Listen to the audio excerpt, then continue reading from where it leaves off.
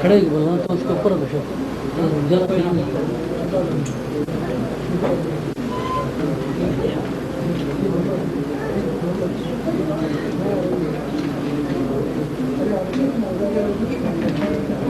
السلام علیکم ورحمۃ اللہ وبرکاتہ. الحمدللہ والصلاۃ والسلام علی رسول اللہ. اما بعد، آج بتاریخ 20 ذوالقعدہ سن 1426 ہجری مطابق 22 دسمبر سن 2005 آپ کا اسلامک سینٹر کا یہ ماہانہ اجلاس عام منعقد ہو رہا ہے، جس میں مناسبت سے آنے والے عید کی عنوان انتخاب کیا گیا ہے قربانی کے احکام و مسائل، جس پر فضیلت الشیخ عطاء الرحمن سعیدی حفظہ اللہ انشاءاللہ خطاب فرمائیں گے. لیکن پروگرام کے شروع ہونے سے پہلے میں مدرسہ جمعہ للجاریات کے ممتاز اور متمیز طالب علم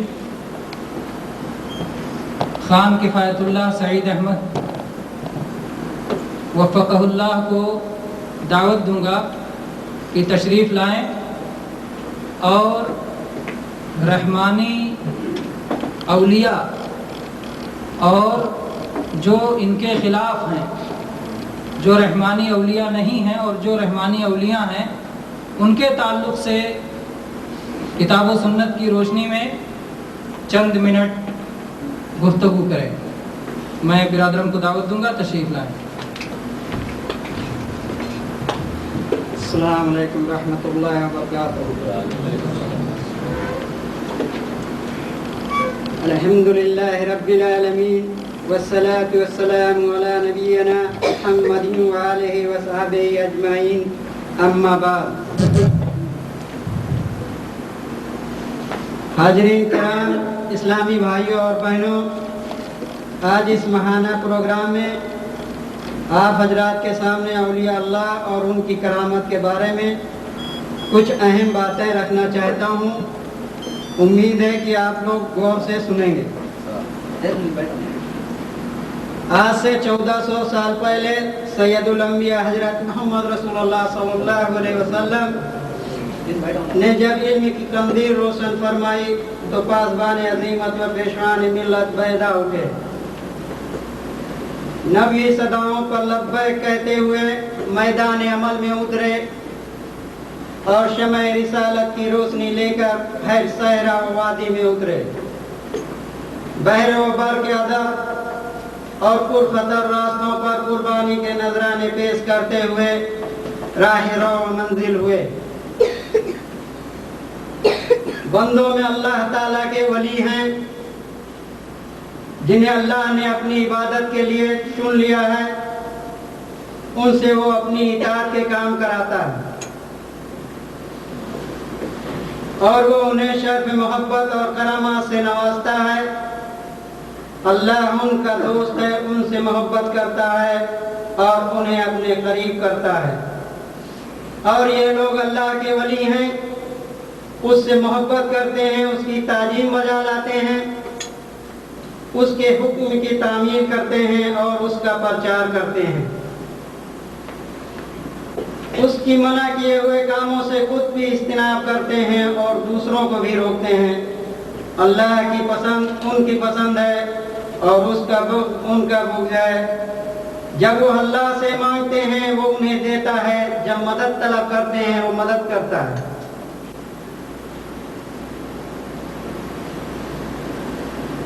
اس کی پناہ کے طلبگار ہوتے ہیں تو ان کو پناہ دیتا ہے. وہی ایمان و تقوی کے حامل ہیں.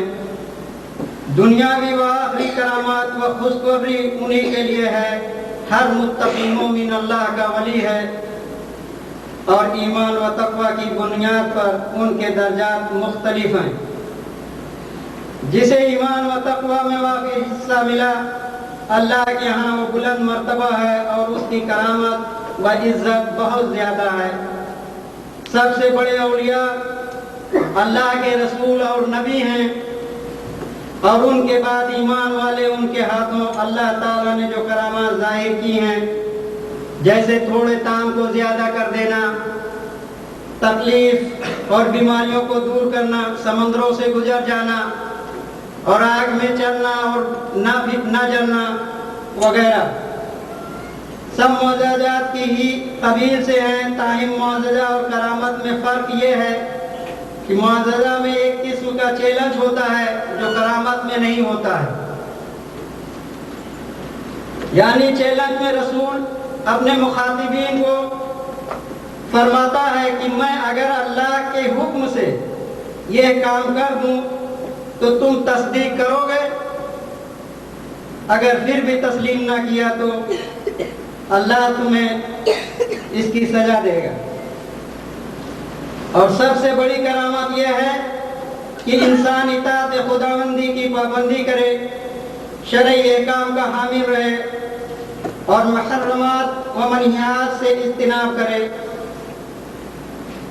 صحیح بخاری و صحیح مسلم میں آپ صلی اللہ علیہ وسلم نے فرمایا اللہ کے بارے میں، اولیاء کے بارے میں، اللہ تعالیٰ فرماتا ہے جو میرے ولی کے ساتھ عداوت رکھتا ہے میں اسے اعلان جنگ کی اطلاع دیتا ہوں، اور میرا بندہ جن جن عبادتوں سے میرا قرب حاصل کرتا ہے ان میں کوئی عبادت مجھ سے اس عبادت سے زیادہ عزیز نہیں جو میں نے اس پر فرض کی ہے، اور میرا بندہ نفلی عبادت کر کے مجھ سے اتنا قریب ہو جاتا ہے کہ میں اسے محبوب بنا لیتا ہوں۔ جب میں اس سے محبت کرتا ہوں تو میں اس کا کان بن جاتا ہوں جس سے وہ سنتا ہے، اس کی آنکھ بن جاتا ہوں جس سے وہ دیکھتا ہے، اس کا ہاتھ بن جاتا ہوں جس سے وہ پکڑتا ہے، اور اس کی ٹانگ بن جاتا ہوں جس سے وہ چلتا ہے۔ اور اگر وہ مجھ سے مانگتا ہے تو میں اس کو دیتا ہوں، اور وہ مجھ سے پناہ طلب کرتا ہے تو میں اسے پناہ دیتا ہوں۔ اور فرمان نبی ہے میں اپنے دوستوں کے لیے انتقام لیتا ہوں جیسا کہ لڑاکا شیر اپنے ساتھیوں کے لیے انتقام لیتا ہے۔ قرآن سے اولیاء کی کرامات کے دلائل کی کرامات کی بہت دلیلیں ہیں، ہم یہاں چند ذکر کرتے ہیں۔ اللہ جل جلالہ نے اپنے ولیوں کے اعزازات کے بارے میں فرمایا الا ان اولیاء اللہ لا خوف علیہم ولا هم يحزنون الذین آمنوا وكانوا يتقون لهم البشرى في الحیاة الدنیا وفي الآخرة لا تبدیل لکلمۃ اللہ ذلك هو الفوز العظیم۔ یقیناً اللہ تعالیٰ کے دوستوں پر کوئی خوف نہیں ہوگا اور نہ وہ غمگین ہوں گے، یعنی جو ایمان لائے اور پرہیزگار رہے ان کے لیے دنیا کی زندگی ہے اور آخرت میں خوشخبری ہے۔ اللہ جل شانہ کی باتوں میں کوئی تبدیلی نہیں ہوتی ہے، یہی تو بڑی کامیابی ہے۔ اور فرمان الہی ہے اللہ ولی الذین آمنوا یخرجهم من الظلمات الی النور، اللہ ایمان لانے والوں کا دوست ہے، وہ انہیں تاریکیوں سے نور کی طرف نکالتا ہے۔ ہزاروں علماء کے مشاہدات بھی کرامات اولیاء پر شاہد ہیں، جن میں سے چند میں ذکر کرتا ہوں۔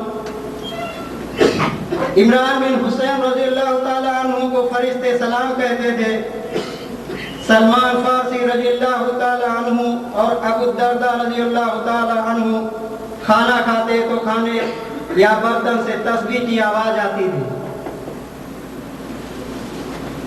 عمر بن خطاب رضی اللہ تعالیٰ عنہ مدینہ منورہ میں خطبہ جمعہ ارشاد فرما رہے تھے کہ اچانک کہنے لگے اے ساریہ پہاڑ کی طرف ہو جاؤ۔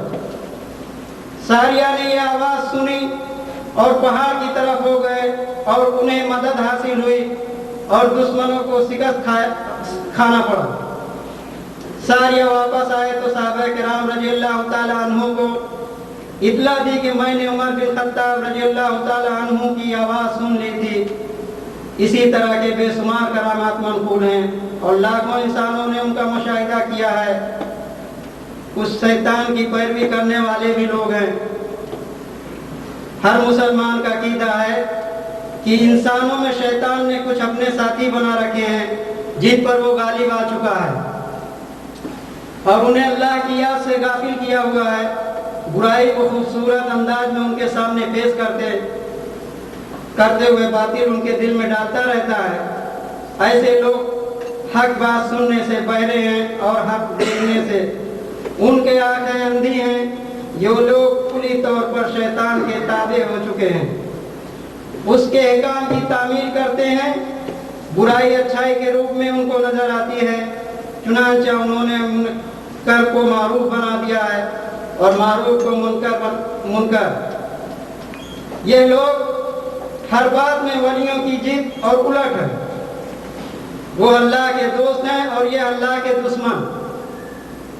انہیں اللہ کی محبت حاصل ہے اور وہ اس کو راضی کرنے کی کوشش صحیح کرتے ہیں، جبکہ یہ اللہ کو ناراض کر رہے ہیں اور اللہ کی محبت حاصل ہے اور ان پر اللہ کی لعنت و غضب ہے۔ اگر اللہ تعالیٰ کے دشمن کبھی فضا میں اڑتے ہیں یا پانی کی سطح پر چل کر دکھائی دیتے ہیں تو یہ اللہ کے ان دشمنوں کا استدراج یعنی مہلت برائے آزمائی سے حاصل ہے، اور یا پھر دکھائی دیتے ہیں تو یہ اللہ کے ان دشمنوں کو، اور یا پھر شیاطین اپنے ساتھیوں کے ساتھ حق کے دوستی ادا کرتے ہیں۔ اس عقیدے کی بنیاد درج ذیل دلائل ہیں۔ اللہ تعالیٰ کا ارشاد ہے والذین کفروا اولیاؤہم الطاغوت یخرجونہم من النور الی الظلمات اولئک اصحاب النار ہم فیہا خالدون۔ اور جو لوگ کفر کرتے ہیں ان کے ساتھ طاغوت شیطان ہیں، وہ انہیں روشنی سے نکال کر اندھیروں میں لے جاتے ہیں، یہ لوگ جہنم والے ہیں اور اسی میں ہمیشہ رہیں گے۔ اسی آیت کریمہ کے ساتھ میں اپنی بات ختم کرتا ہوں۔ آخر میں اللہ تعالیٰ سے دعا ہے کہ باری تعالیٰ ہم لوگوں کو نیک اور متقی بنائے اور اولیاء اللہ اور اولیاء شیطان میں فرق کرنے کی تمیز دے، آمین۔ وآخر دعوانا ان الحمدللہ رب العالمین، والسلام علیکم ورحمۃ اللہ وبرکاتہ۔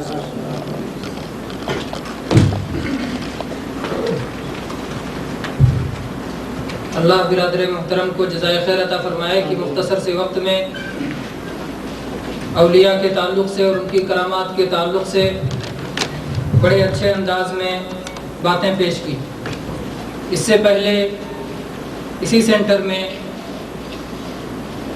ماہانہ اجلاس ہی کے اندر کرامات اولیاء کے موضوع پر بہت تفصیل سے گفتگو ہو چکی ہے، جس میں بتایا گیا تھا کہ کرامات کے ضوابط کیا ہیں اور صحیح کرامت کیا ہے اور غلط کرامت کیا ہے، اور کرامت کے سلسلے میں اہل سنت والجماعت کا عقیدہ کیا ہے۔ اس سب پہ بڑی تفصیل سے گفتگو اس سے پہلے ہو چکی ہے۔ جو بھائی تفصیل جاننا چاہیں وہ کیسٹ حاصل کر سکتے ہیں۔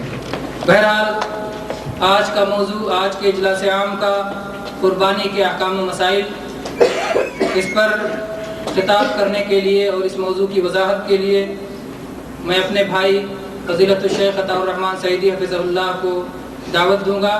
شکریہ کے ساتھ تشریف لائیں اور اپنی بات کا آغاز کریں۔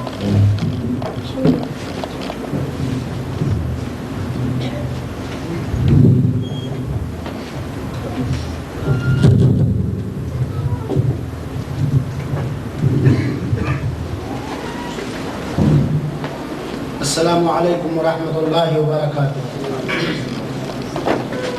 الحمد لله نحمده ونستعينه ونستغفره ونؤمن به ونتوكل عليه ونعوذ بالله من شرور أنفسنا ومن سيئات أعمالنا، من يهده الله فلا مضل له ومن يضلله فلا هادي له، وأشهد أن لا إله إلا الله وحده لا شريك له، وأشهد أن سيدنا محمدا عبده ورسوله، أما بعد فإن خير الحديث كتاب الله وخير الهدي هدي محمد صلى الله عليه وسلم، وشر الأمور محدثاتها وكل محدثة بدعة وكل بدعة ضلالة وكل ضلالة في النار رب اشرح لي صدري ويسر لي أمري واحلل عقدة من لساني يفقه قولي أعوذ بالله السميع العليم من الشيطان الرجيم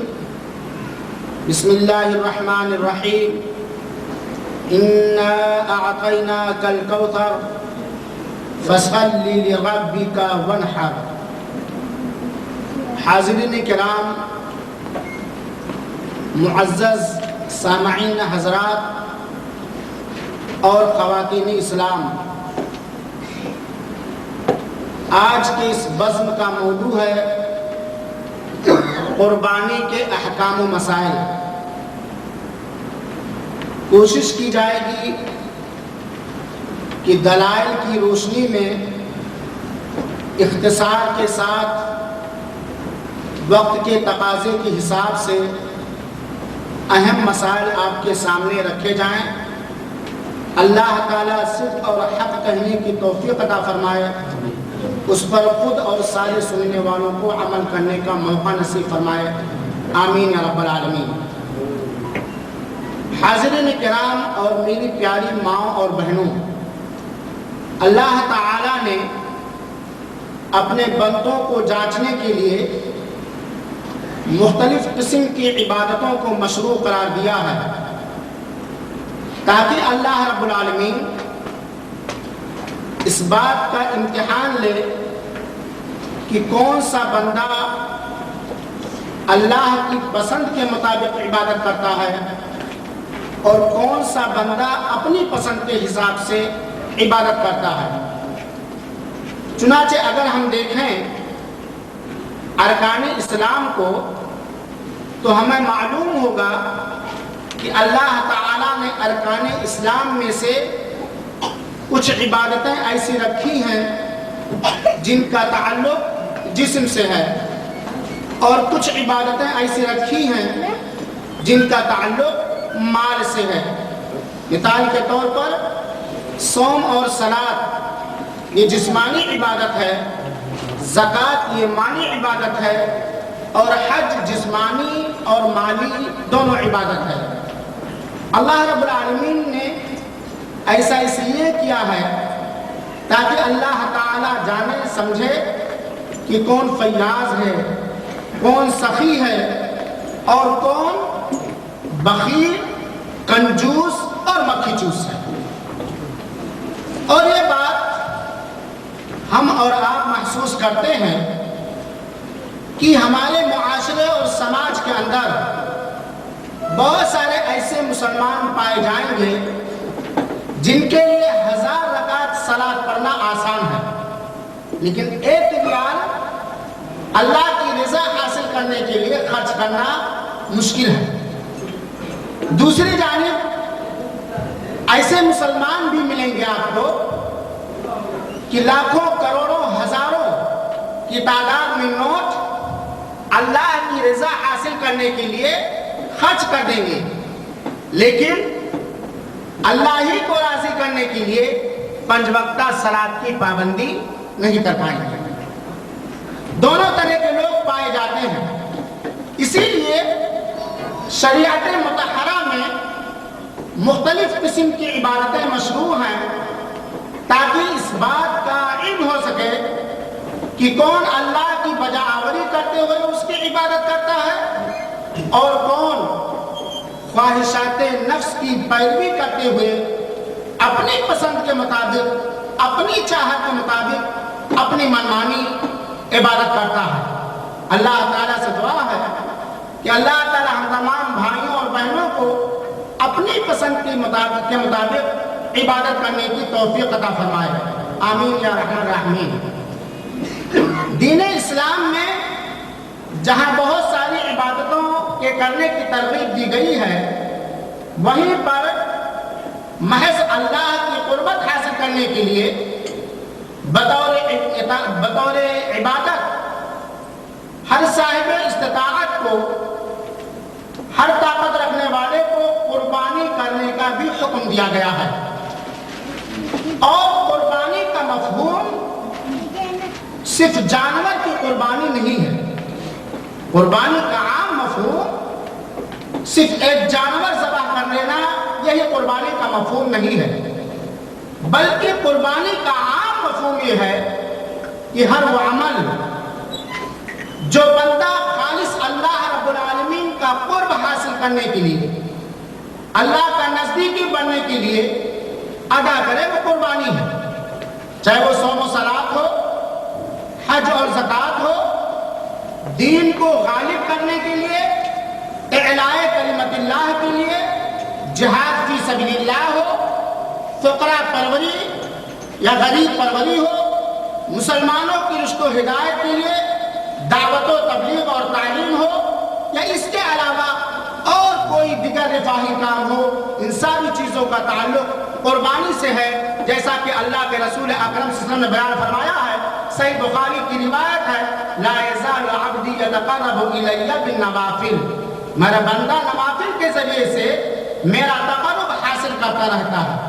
تو ساری چیزوں کا تعلق قربانی سے ہے، گویا صلاۃ کے اندر بندہ وقت کی قربانی دیتا ہے، اور اسی طریقے سے تو ہر وہ کام، ہر وہ عمل جو بندہ اپنے مالک حقیقی کو، اپنے پالنہار کو، اپنے مولا کو، رب کو راضی اور خوش کرنے کے لیے، اس کی قربت حاصل کرنے کے لیے، اس کا نزدیکی بننے کے لیے ادا کرے، وہ سارا کا سارا کام ایک طرح سے قربانی ہے۔ بلا شبہ یقینی طور پر ہر قوم و ملت کی کامیابی، کامرانی اور فوز و فلاح کے لیے ترقی کا راز جذبہ قربانی ہے۔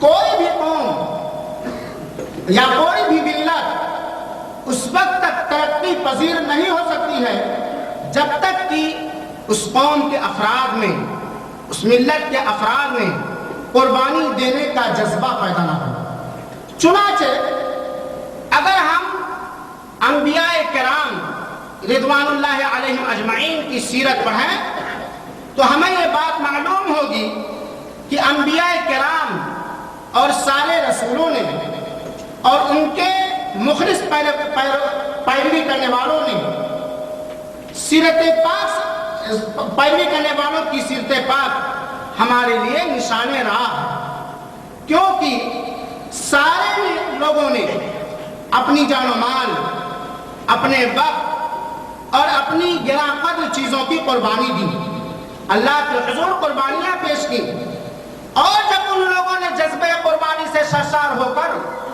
اللہ کی رضا جوئی کی خاطر قربانیاں پیش کی تو اس کا مثبت ثمرہ، نتیجہ اور فائدہ بھی دیکھنے میں آیا۔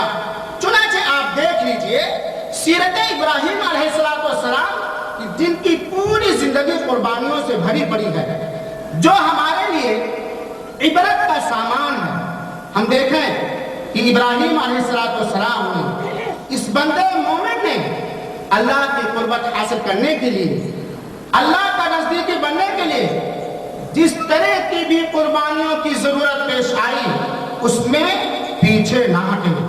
چنانچہ دعوت توحید اور ایمان کی خاطر گھر بار اور آبائی وطن کو خیر بار کہا ابراہیم علیہ السلام نے، اور اسی طریقے سے ابراہیم علیہ السلام کو جب آگ میں ڈالنے کا فیصلہ کیا گیا، بہت ہی خندہ پیشانی سے اس کا استقبال کیا، اور اس سے بڑھ کر ہزاروں تمناؤں کے بعد، بہت ساری دعاؤں کے بعد، بڑھاپے کی عمر میں وہ ایک لوٹا بیٹا، وفادار بیٹا اسماعیل جب ملا، اور جب اس کو بھی اللہ کی راہ میں قربان کرنے کا حکم ملا یا اشارہ ملا تو ذرا برابر دریغ نہیں کیا۔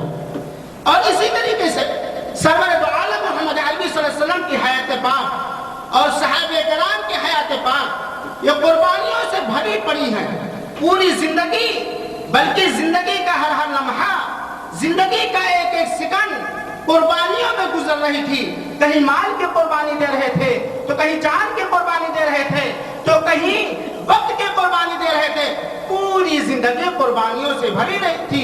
اسی لیے بات کہنا مبالغہ نہ ہوگا کہ کوئی بھی قوم، کوئی بھی جماعت، کوئی بھی ملت اس وقت تک کامیابی کے منزل کو چھو نہیں سکتی ہے جب تک اس قوم کے افراد کے اندر، اس ملت کے افراد کے اندر جذبہ قربانی پیدا نہ ہو جائے، جو ہم سے اور آپ سے مطلوب ہے۔ اور اللہ کا کرم ہے، اللہ کا احسان ہے کہ اللہ تعالیٰ نے ہم سے پہلے ایسے بندوں کو پیدا کیا جنہوں نے ہمیں اپنی قربانیاں دے کر پیش کر دیا، سکھا دیا کہ اے بندہ تیرے اوپر صرف یہ حکم نہیں ہے، یا یہ ایسا حکم سارے لوگوں کے لیے تھا اور سارے لوگوں نے اتباع قدمی کے ساتھ رضا الہی کے لیے، اللہ کو راضی کرنے کے لیے، اللہ کی خوشنودی حاصل کرنے کے لیے، اللہ کی جنت کو حاصل کرنے کے لیے، اللہ کو خوش کرنے کے لیے مختلف قسم کی، مختلف انداز کی قربانیاں پیش کی ہیں، اور اس کا مثبت ثمرہ اور نتیجہ تو دیکھ رہا ہے، تیرے اسلاف نے دیکھا اور آنے والی نسل بھی دیکھے گی۔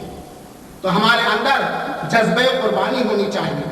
بہرکیف قربانی وہ عظیم ترین عبادت ہے، قربانی وہ عظیم ترین عبادت ہے جس کا ثبوت قرآن مجید سے بھی ملتا ہے، سنت رسول سے ملتا ہے، اور اس پر اس پر علماء کا اجماع بھی پایا جاتا ہے۔ کیونکہ قربانی اور ذبح یہ عبادت ہے، اور اللہ کے علاوہ کسی غیر کی عبادت کرنا یا اللہ کی عبادت میں کسی اور کو شریک بنانا یہ شرک اکبر ہے۔ لیکن بڑے افسوس کے ساتھ یہ بات کہنی پڑتی ہے کہ آج جہالت کی وجہ سے یا جیب اور پیٹ کے عیاریوں اور مکاریوں کی وجہ سے نام نہاد مسلمانوں نے نبیوں، رسولوں، فرشتوں، من گھڑت ولیوں، پیروں اور بزرگوں کے نام یا ان کی قربت حاصل کرنے کے لیے، ان سے فریاد کرنے کے لیے، ان سے حاجت برائی کی خاطر درگاہوں پر، آستانوں پر، مزاروں پر، قبروں پر اپنے جھوٹے، باطل، من گھڑت معبودوں کے نام بھیڑ چڑھاتا نظر آ رہا ہے، جبکہ قربانی یہ وہ عبادت ہے جو صرف اللہ رب العالمین کے لیے ہونی چاہیے، بھیڑ چڑھاتا نظر آتا ہے۔ اسی طرح بہتیرے مسلمانوں کا یہ وتیرہ بن گیا ہے کہ جیسا کہ جس جگہ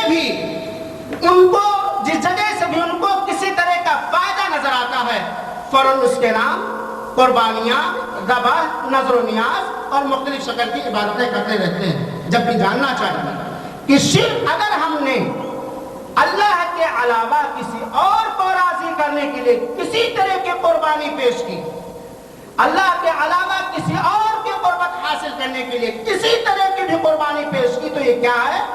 شرک ہے، جو گناہوں کا سردار ہے اور جس کا خمیازہ جہنم کی شکل میں بھگتنا پڑے گا۔ اللہ تعالی ہم سب کو اپنی عبادت کرنے کی توفیق عطا فرمائے، شرک سے بچنے اور اہل شرک سے بیزاری کے اظہار کرنے کی توفیق عطا فرمائے، تا حیات توحید پر قائم اور دائم رکھے، آمین یا رب العالمین۔ میرے بھائیوں اور ساتھیوں، قربانی کے بہت سارے اغراض و مقاصد ہیں، ہم چند مقصدوں کو ذکر کرنا چاہتے ہیں۔ اس سے پہلے کہ قربانی کے اغراض و مقاصد ہم آپ کے سامنے پیش کریں، چند دلیلوں کو ذکر کر دینا مناسب سمجھتے ہیں کہ قربانی کرنا یہ مشروع عبادت ہے اور یہ ثابت ہے اللہ کے رسول اکرم صلی اللہ علیہ وسلم کے قولی حدیث سے بھی، فعلی حدیث سے بھی اور تقریری حدیث سے بھی، اور اس پر اجماع بھی موجود ہے۔ چنانچہ اللہ کے رسول اکرم صلی اللہ علیہ وسلم نے فرمایا، مخنف بن سلیم رضی اللہ عنہ سے مروی ہے کہ ہم لوگ رسول اکرم صلی اللہ علیہ وسلم کے ساتھ میدان عرفات میں کھڑے تھے۔ آپ صلی اللہ علیہ وسلم نے فرمایا، اے لوگو، بلا شبہ ہر گھر والوں کے ذمے، سنیے، اے لوگو، بلا شبہ ہر گھر والوں کے ذمے ہر سال قربانی ہے۔ اب قربانی کی اہمیت سمجھ، جہاں اس حدیث پاک سے قربانی کا ثبوت ملتا ہے، وہیں اس حدیث پاک سے قربانی کی تاکید بھی ملتی ہے۔ سرور دو، اور یہ روایت صحیح ہے، سنن ابو داؤد کی روایت ہے جو صحیح روایت ہے۔ ابو ہریرہ رضی اللہ تعالیٰ عنہ سے مروی ہے اللہ کے رسول اکرم صلی اللہ علیہ وسلم نے فرمایا جسے قربانی کرنے کی وسعت اور طاقت ہے، جسے قربانی کرنے کی طاقت ہے اور طاقت کے باوجود وہ قربانی نہ کرے، ہمارے عیدگاہ میں حاضر نہ ہو، ہمارے عیدگاہ میں حاضر نہ ہو۔ اور یہ سنن ابن ماجہ کی روایت ہے اور روایت صحیح ہے۔ ان دونوں روایتوں سے جہاں قربانی کی مشروعیت ثابت ہوتی ہے، وہیں قربانی کی اہمیت بھی ثابت ہوتی ہے اور قربانی کی تاکید بھی ثابت ہوتی ہے۔ چنانچہ فرمان رسول ہم نے سنا کہ جو شخص قربانی کرنے کی طاقت رکھتا ہے، 10 ذی الحجہ سے لے کر کے 13 ذی الحجہ ایام تشریق تک جو شخص قربانی کرنے کی طاقت رکھتا ہے، وہ قربانی نہ کرے، وہ ہمارے عیدگاہ کے قریب نہ آئے۔ اور کیا فرمایا؟ ہر سال ہر صاحب استطاعت والے گھر پر قربانی ہے، ہر سال میرے بھائی اور ساتھی۔ اور اس کے علاوہ تمام علماء کا اللہ رب العالمین نے قرآن مجید میں کیا فرمایا؟ فَصَلِّ لِرَبِّكَ وَانْحَرْ، اے نبی پاک صلی اللہ علیہ وسلم آپ اپنے رب کے لیے صلاۃ ادا کیجئے، وَانْحَرْ اور نحر کیجئے، اور نحر کیجئے یا دوسرے الفاظ میں یوں سمجھ لیجئے کہ قربانی کیجئے۔ اللہ تعالیٰ نے حکم دیا ہے اپنے سرور دو عالم محمد عربی صلی اللہ علیہ وسلم کو کہ نماز ادا کیجئے، کس کے لیے؟ اللہ کی قربت حاصل کرنے کے لیے، اور قربانی کیجئے، اور کس کے لیے کیجئے؟ اللہ کی رضا جوئی کے لیے کیجئے۔ اور یہ حکم سرور دو عالم محمد عربی صلی اللہ علیہ وسلم کے ساتھ خاص نہیں ہے، اس کے مخاطب آپ کے سارے امتی۔ تو قرآن میں بھی اس بات کا ثبوت ملتا ہے اور تمام لوگوں کا اس بات پر اتفاق بھی ہے۔ اب آئیے اختصار کے ساتھ دیکھا جائے کہ قربانی کرنے کے اغراض و مقاصد کیا ہیں، ہدف کیا ہے۔ قربانی کے بہت سارے اغراض و مقاصد ہیں، ہم چند چیزوں کو سرسری طور پر آپ کے سامنے پیش کرنا چاہتے ہیں۔ قربانی کا پہلا اور اولی مقصد ہے خالص اللہ کی رضا، خوشنودی اور اللہ کی قربت حاصل کرنے کی تڑپ اور چاہت، یہ سب سے اولی اور پہلا مقصد ہے۔ قربانی کا مقصد کیا؟ ریاکاری نہ ہو، قربانی کا مقصد دکھاوا نہ ہو، قربانی کا مقصد ہو کہ اللہ کی قربت حاصل ہو جائے۔ یہ قربانی ہم اللہ کی قربت حاصل کرنے کے لیے کر رہے ہیں، اللہ کی خوشنودی حاصل کرنے کے لیے کر رہے ہیں، رضا اللہ کی رضا حاصل کرنے کے لیے کر رہے ہیں۔ یہ کوئی بھی قربانی، چاہے بکرے کی شکل میں مالی قربانی، جانی قربانی، ان سارے قربانیوں کا مقصد رضا الہی کی تلاش اور جستجو ہے، کیونکہ قربانی وہ عظیم عبادت ہے جو جملہ عبادات کی طرح، ساری عبادتوں کی طرح صرف اللہ رب العالمین ہی کے لیے جائز ہے، جیسا کہ میں نے بتلایا فَصَلِّ لِرَبِّكَ وَانْحَرْ۔ اور اللہ تعالیٰ نے فرمایا ہے قُلْ إِنَّ صَلَاتِي وَنُسُكِي وَمَحْيَايَ وَمَمَاتِي لِلَّهِ رَبِّ الْعَالَمِينَ لَا شَرِيكَ لَهُ وَبِذَلِكَ أُمِرْتُ وَأَنَا أَوَّلُ الْمُسْلِمِينَ۔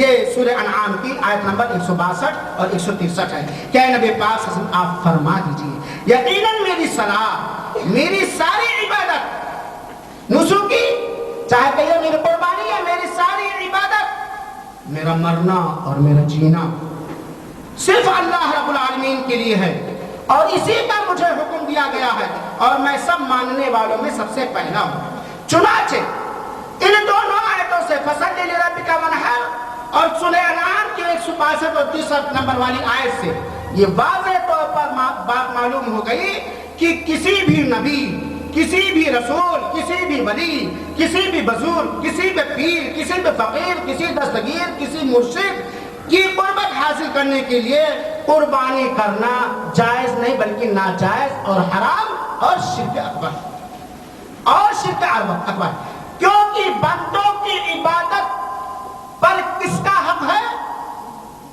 بندوں کے خالق کا حق، بندوں کی ساری عبادت پر بندوں کے رب کا حق، بندوں کی ساری قربانیوں پر بندوں کے پالنہار کا حق ہے۔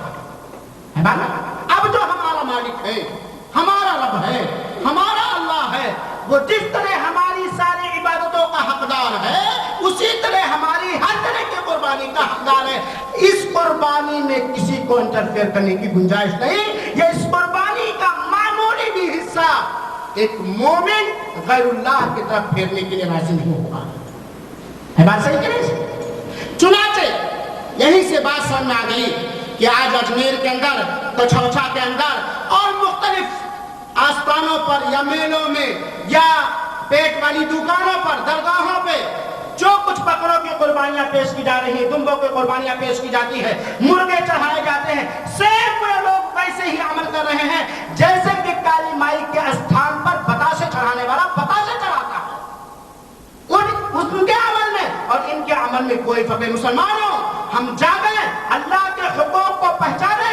अल्लाह जिस तरह हमारा मालिक है, अल्लाह जिस तरह हमारा खालिक है, अल्लाह जिस तरह हमारा पालनहार है, अल्लाह जिस तरह हमारी फरियाद का सुनने वाला है, अल्लाह जिस तरह हमारी हर मुश्किल को दूर करने वाला है, अल्लाह जिसने हमको पैदा किया, हमारी बीवी को पैदा किया, हमारी वालिदा वालिदैन को पैदा किया, हमें औलाद दिया, हमारे लिए जमीन पैदा किया, हमारे लिए आसमान बनाया, जिंदगी गुजारने के लिए जितनी चीजों की हमें जरूरत पड़ सकती थी सारी चीजों को पैदा कर दिया, वही अल्लाह हमारी हर छोटी बड़ी कुर्बानी और इबादत का हक है।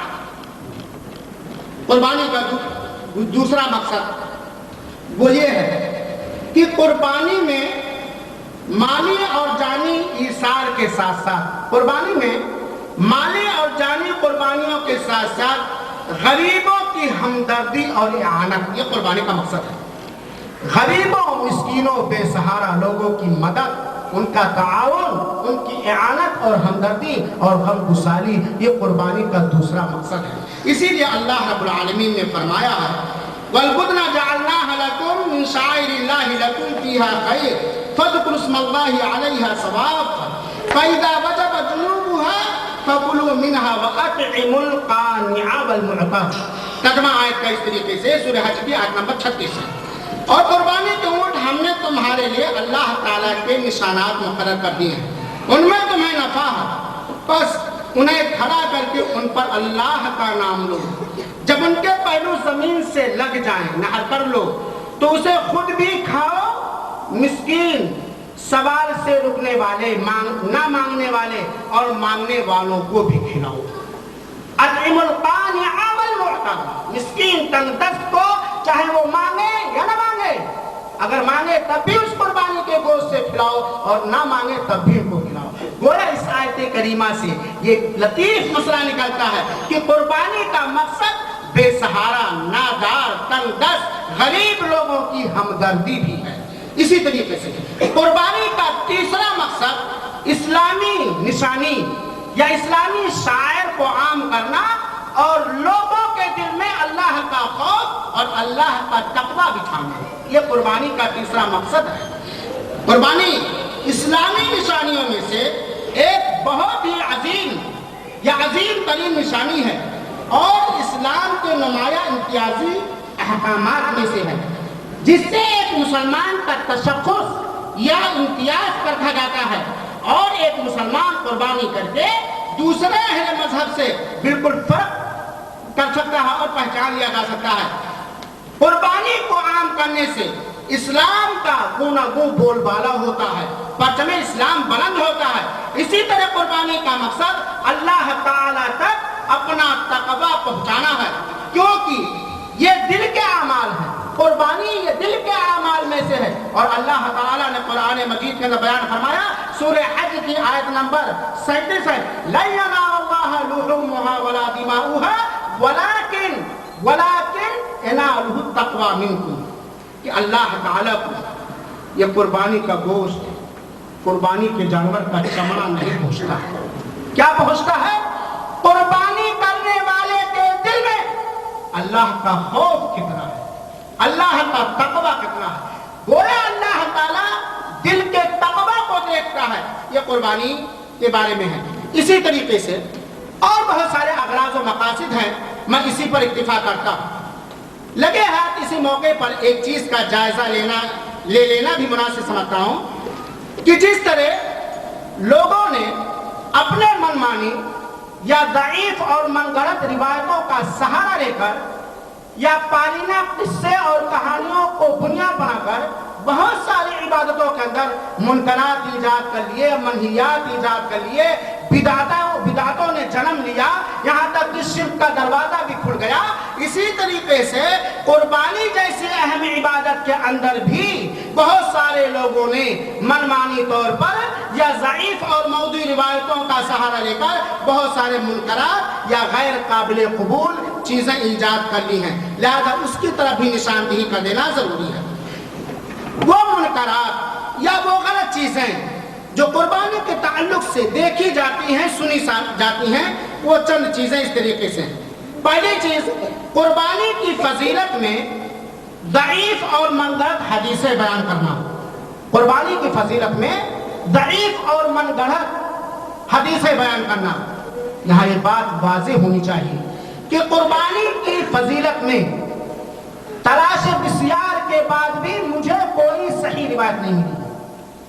قربانی کا حکم دیا گیا ہے، قربانی اللہ کے رسول نے کیا ہے، صحابہ کرام نے کیا ہے، لیکن اس کی فضیلت کیا ہے؟ بہت ساری چیزیں بیان کی جاتی ہیں کہ بکرے کے جو ہے اس پر سوار ہو کے پرسرات کو ہی پار کر لے گا، یا جتنے بال ہیں اتنا ثواب ملے گا، اور بہت ساری۔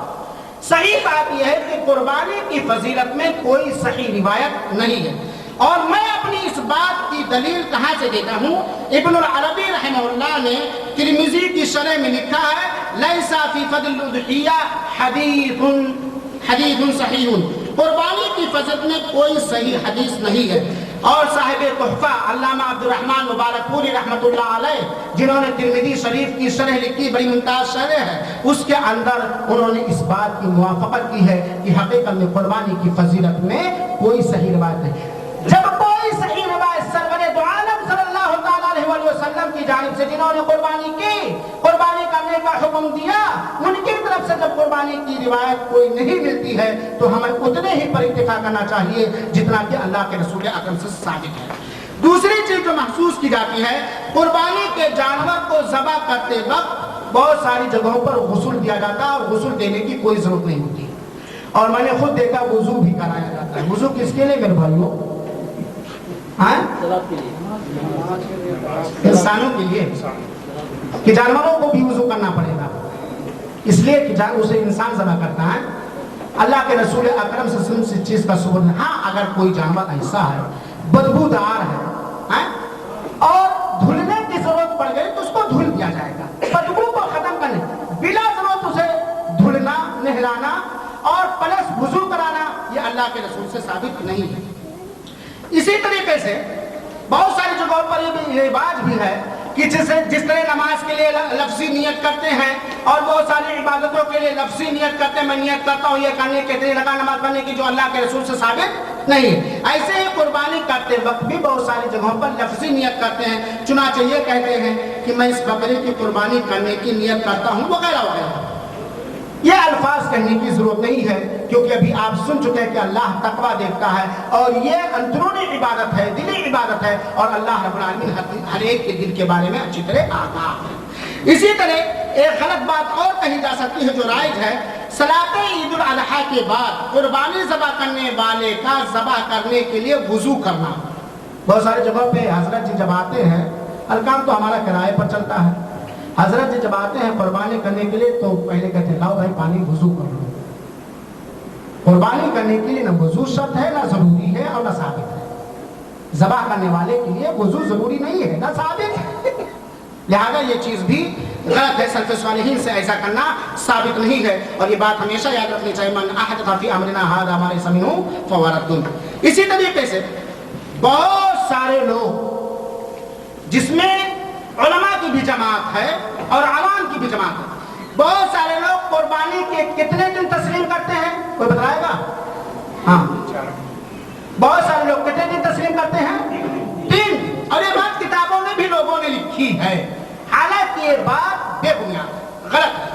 قربانی کے ایام صرف 3 دن ماننا، 10، 11، 12 ماننا، یہ سنت رسول اور فرمان رسول کے خلاف ہے۔ 10 ذی الحجہ سے لے کر کے 13 ذی الحجہ کی شام تک قربانی کرنا بلا شک و شبہ جائز اور درست۔ 10 ذی الحجہ کو چھوڑ دیجئے، باقی 3 دن، یوم النحر کو چھوڑ کر ایام تشریق، یوم النحر سے مراد 10 ذی الحجہ ہے، ایام تشریق سارے لوگوں کے یہاں 3 دن ہے، 11، 12، 13۔ اور آگے بات آئے گی اللہ کے رسول اکرم صلی اللہ علیہ وسلم نے ایام تشریق میں قربانی کرنے کا حکم دیا اور ثابت۔ اسی طریقے سے بلا کسی شرعی عذر کے 10 ذی الحجہ کے علاوہ 11 اور 12 یا 13 کو قربانی کرنا یہ بھی غیر مناسب بات ہے۔ افضل کیا ہے؟ 10 ذی الحجہ کو قربانی کرنا، یوم النحر کو قربانی کرنا۔ اب کوئی وہاں حاجت نہیں، کوئی وہاں مجبوری نہیں، کوئی وہاں شرعی قباحت موجود نہیں ہے، کوئی وہاں شرعی عذر موجود ہے، اس کے باوجود تو کی داماد 13 کو آئے گا لہذا ہم 13 کو قربانی کریں گے، میری بیٹی 12 کو آئے گی، 11 کو بیٹی کے یہاں قربانی، 12 کو میرے یہاں قربانی۔ اللہ کے بندو یہ قربانی کا مقصد اللہ کو راضی کرنا، اور بندہ جب بھی کوئی عبادت کرے تو کوشش کرے افضل وقت میں اور افضل ٹائم میں وہ عبادت کرے، لہذا بنا کسی شرعی ضرورت کے تاخیر کرنا یہ غیر مناسب ہے۔ اسی طریقے سے قربانی کے لیے کوئی نصاب نہیں ہے، زکوٰۃ کے لیے نصاب ہے، قربانی کے لیے کوئی نصاب نہیں ہے۔ جنرل طور پر اللہ کے رسول نے فرمایا جو شخص قربانی کرنے کی طاقت رکھے، ہم اپنی کیفیت اپنی مالی حالات کا اندازہ لگا سکتے ہیں، جو شخص بھی قربانی کرنے کی طاقت رکھتا ہے وہ قربانی کرے، لہذا قربانی کے لیے نصاب متعین کرنا نہ اللہ کے رسول سے ثابت ہے اور نہ صحابہ کرام سے ثابت ہے، نہ قرآن میں اس کا کہیں ذکر ملتا ہے، اس کا کوئی فکس نصاب نہیں۔ جو شخص طاقت رکھتا ہے ہر آدمی اپنے گریبان میں منہ ڈال کر دیکھے کہ ہم قربانی کر سکتے ہیں کہ نہیں کر سکتے ہیں، ہم روزانہ گوشت کھا سکتے ہیں، ہم روزانہ مچھلیاں کھا سکتے ہیں، اور مختلف آئٹم کے دسترخوان پر ہمارے سجاوٹ ہو سکتی ہے، ہم قربانی کر سکتے ہیں کہ نہیں کر سکتے، اپنی طاقت کا اندازہ ہم کریں، اس کے لیے کوئی نصاب نہیں ہے۔ اسی طریقے سے صلاۃ عید سے پہلے قربانی کرنا جائز نہیں ہے، صلاۃ عید سے پہلے قربانی کرنا جائز نہیں ہے، بلکہ اللہ کے رسول اکرم صلی اللہ علیہ وسلم نے سختی کے ساتھ منع فرمایا ہے، اور انشاءاللہ العزیز آگے بات آ رہی ہے۔ اسی طریقے سے قربانی کے جانور میں ذبح کرنے کے بعد اوجھڑی، آنتیں، پھسیے یا پیٹ میں نکلے ہوئے بچے کا حرام کہنا، یہ کہنا حرام بس نہیں۔ بہت ساری کتابوں میں آپ لوگوں نے پڑھا ہو آتے نہیں کھا سکتے، پچونی نہیں کھا سکتے، خصیہ نہیں کھا سکتے، ذبح کرنے کے بعد جو بچہ نکل آئے اگر وہ حاملہ کی تو نہیں کھاتے، بلا شبہ جائز ہے، بلا شبہ جائز اور حلال ہے، اور اس کی صحیح دلیل بھی موجود ہے۔ اسی طریقے سے کسی کفر یا شرک کرنے والے سے قربانی کا جانور ذبح کرنا یہ بھی صحیح ہے، کھلم کھلا کفر کرنے والے سے، کھلم کھلا شرک اکبر کرنے والے سے قربانی کا جانور ذبح کرانا صحیح اور درست نہیں ہے، کان کھول کر کے سن لیں۔ اسی طریقے سے قربانی کا جانور انتخاب کرتے وقت یا خریدتے وقت اسلامی شرطوں کا خیال نہ رکھنا یہ بھی غلط ہے۔ اللہ تعالیٰ نے قربانی کرنے کا حکم دیا ہے، وہیں پر قربانی کے جانور کے اندر کیا کیا شرطیں ہونی چاہیے اس کو بھی سرور دو عالم محمد صلی اللہ علیہ وسلم نے ذکر کر دیا، لہذا ان شرطوں کے حساب سے قربانی کے جانور کا انتظام کرنا چاہیے۔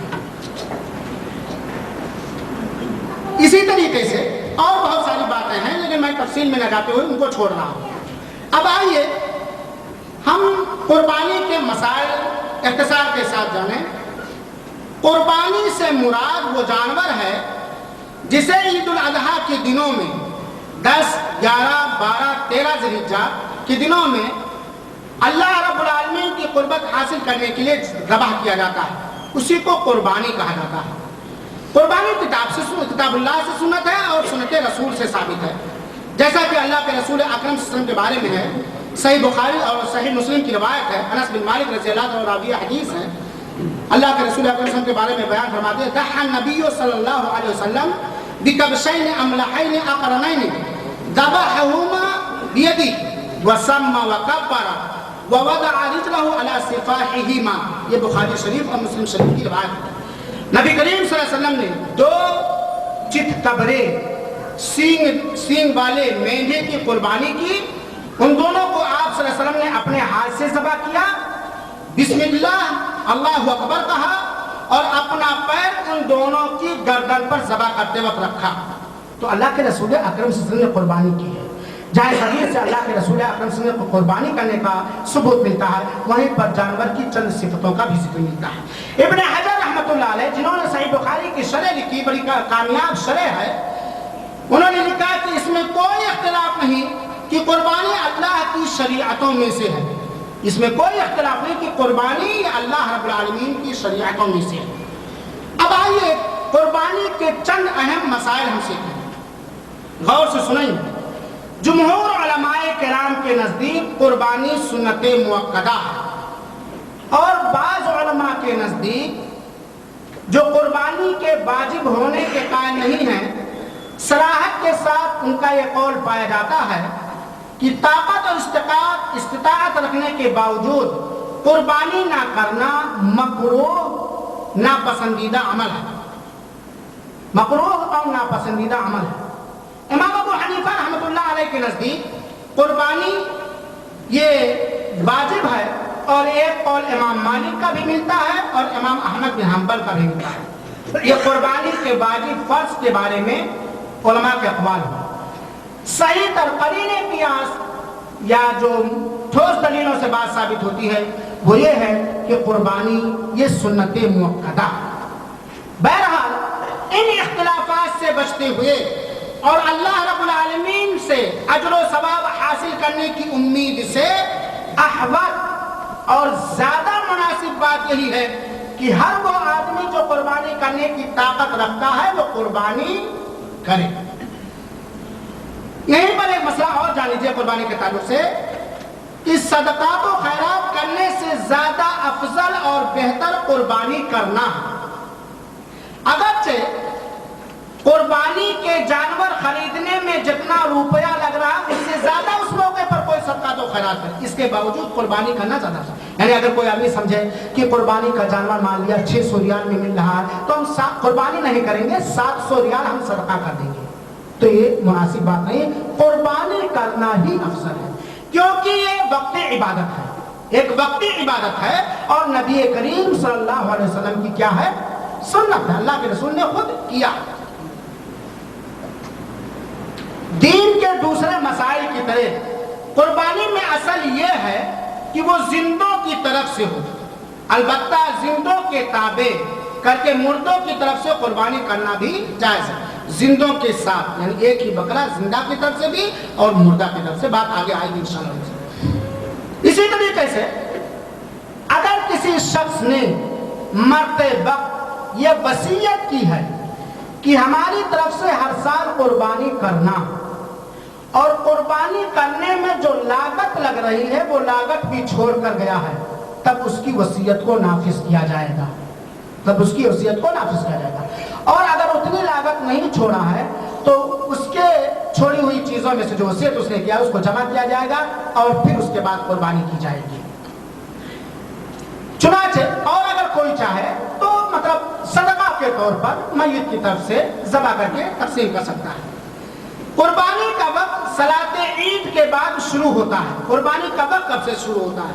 قربانی کا وقت صلاۃ عید کے بعد سے شروع ہوتا ہے۔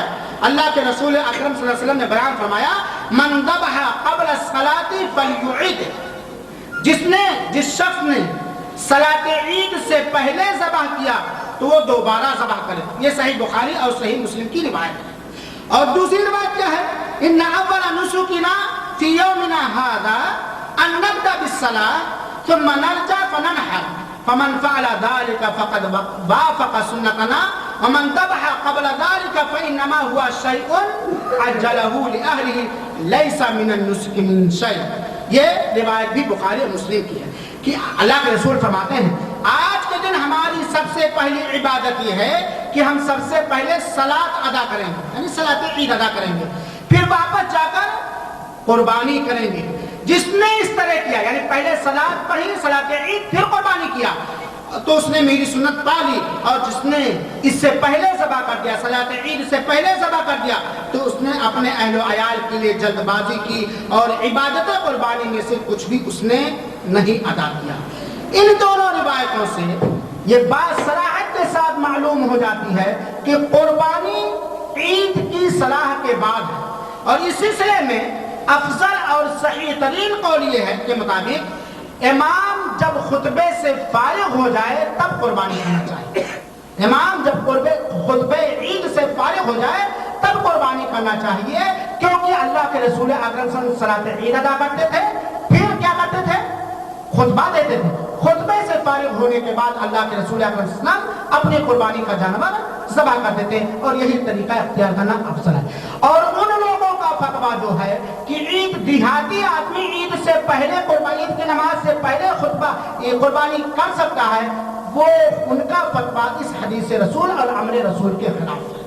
اگر کوئی آدمی ایسی جگہ پر ہے جہاں صلاۃ عید نہیں پڑھ رہا ہے یا صلاۃ عید نہیں ادا کر رہا ہے اور اس کو قربانی کرنی ہے تو وہ اتنی دیر تک قربانی نہ کرے جب تک عام طور پر جہاں کے لوگ صلاۃ عید پڑھتے ہیں وہ وقت ختم نہ ہو جائے۔ سمجھ آئی؟ تو صلاۃ عید سے پہلے قربانی کرنا صحیح نہیں ہے۔ دن میں قربانی کرنا افضل ہے اور جمہور علماء کے نزدیک رات میں بھی قربانی کرنا جائز ہے، بلا شبہ جائز ہے۔ جن علماء نے رات میں قربانی کرنے سے منع کیا ہے ان کی ایک ضعیف روایت ہے۔ کچھ علماء منع کرتے ہیں رات میں قربانی کرنے سے، حالانکہ افضل ہے دن میں قربانی کرنا، لیکن رات میں بھی قربانی کرنا کیا ہے؟ جائز، روا اور درست ہے۔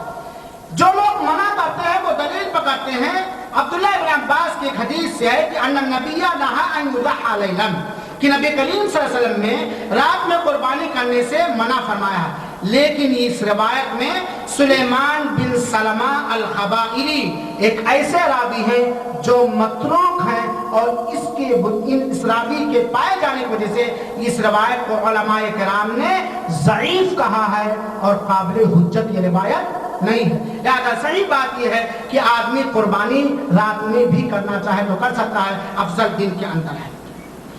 قربانی کا وقت کیا ہے؟ یوم النحر جو 10 ذی الحجہ ہے، اس کے علاوہ ایام تشریق 11، 12، 13، گویا قربانی آدمی 13 ذی الحجہ کے آخری دن کے غروب آفتاب تک کر سکتا ہے۔ ایام تشریق کے غروب آخری دن، ایام تشریق کے آخری دن غروب آفتاب تک کر سکتا ہے۔ اور ایام تشریق کون کون ہے میرے بھائیوں؟ کسی سے جا کے پوچھ لیجیے۔ 11، 12، 13۔ اس کی دلیل کیا ہے؟ اللہ کے رسول اکرم صلی اللہ علیہ وسلم سے بھی ثابت ہے، اور اسی طریقے سے اگر کوئی تفصیل جاننا چاہتا ہو تو سب کے یہاں ایک کتاب موجود ہوگی، احسن البیان۔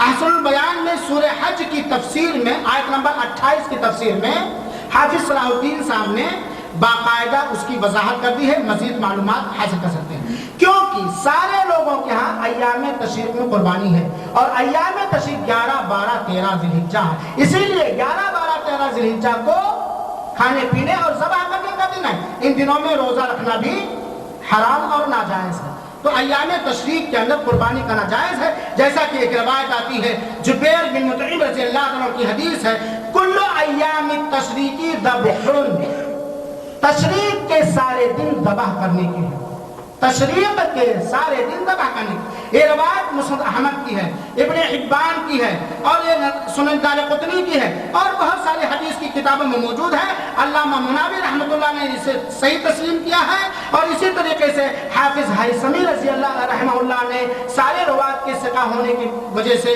اس روایت کو صحیح تسلیم کیا ہے، اور ان کی تائید علامہ البانی رحمۃ اللہ علیہ نے بھی کیا ہے۔ چنانچہ قربانی کے دن یوم النحر کو لے کر کے 4 دن ہو جاتے ہیں، ایک یوم النحر 10 ذی الحجہ اور 3 دن ایام تشریق 11، 12، 13 ذی الحجہ۔ جانور میں کن جانوروں کی قربانی کرنا صحیح ہے؟ جانوروں میں سے صرف گائے، بھیڑ، بکرا یا بکری اور اونٹ یا اونٹنی کی قربانی کرنا جائز ہے، مذکر و مؤنث دونوں۔ اللہ تعالیٰ نے فرمایا، دلیل کیا ہے؟ اللہ تعالیٰ نے فرمایا وَلِكُلِّ أُمَّةٍ جَعَلْنَا مَنْسَكًا لِيَذْكُرُوا اسْمَ اللَّهِ عَلَى مَا رَزَقَهُمُ اللَّهُ مِنْ بَهِيمَةِ الْأَنْعَامِ، اور ہر امت کے لیے ہم نے قربانی کے طریقے مقرر فرما دیے ہیں تاکہ وہ ان جانوروں پر اللہ کا نام لے جو اللہ نے انہیں دیا ہے۔